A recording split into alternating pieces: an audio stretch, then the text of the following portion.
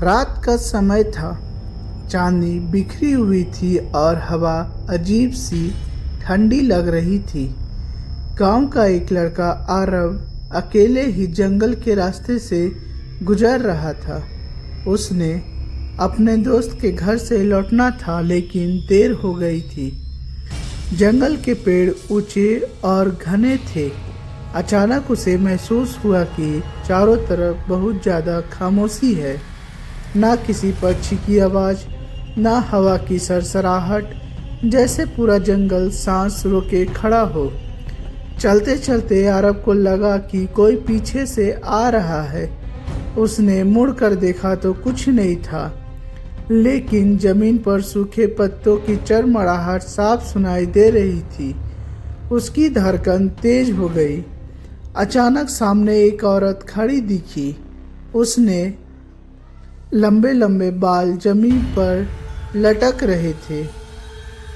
सफ़ेद साड़ी मैली और फटी हुई थी। उसका चेहरा आधा चांदनी में और आधा अंधेरे में छिपा था। आरव के कदम वहीं रुक गए। वह औरत धीरे धीरे हंसी, एक ऐसी हंसी जो इंसान की नहीं लग रही थी। कहाँ जा रहे हो? उसी आवाज़ में गहरी और ठंडी थी। आरव ने कांपती आवाज़ में कहा, मैं गांव जा रहा हूँ। औरत अचानक हवा की तरह उसके बिल्कुल पास आ गई। उसकी आंखें लाल अंगारों की तरह चमक रही थी। आरव को समझ आ गया, यह कोई साधारण औरत नहीं, जंगल की चुड़ैल है।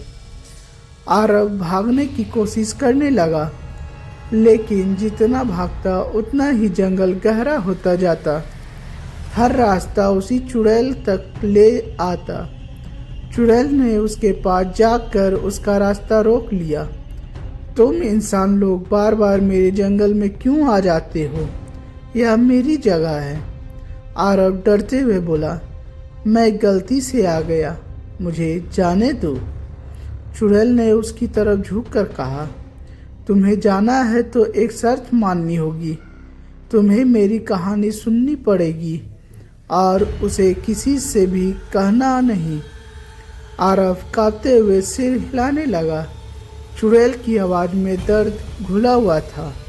उसने बताया कि वह कभी इस गांव की लड़की थी जिसे तांत्रिक ने जादू टोना में बलि चढ़ा दिया। उसकी आत्मा भटकती रही और वह जंगल में कैद है। आरव की आंखों से आंसू निकल आए।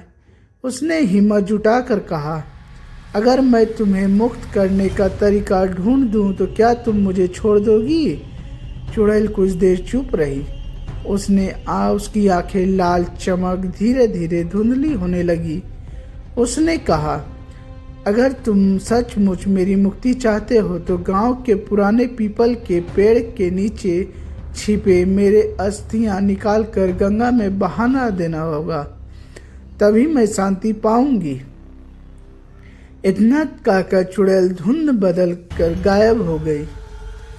आरव वहीं खड़ा खड़ा कांपता रहा। जंगल फिर से सामान्य लगने लगा। पक्षी की आवाज़ें लौट आई, लेकिन उसके दिल में एक बोझ बैठा था। अब सवाल यह था कि क्या वह सच में चुड़ैल की मदद करेगा या फिर डर कर कभी उस जंगल की तरफ मुड़कर नहीं जाएगा।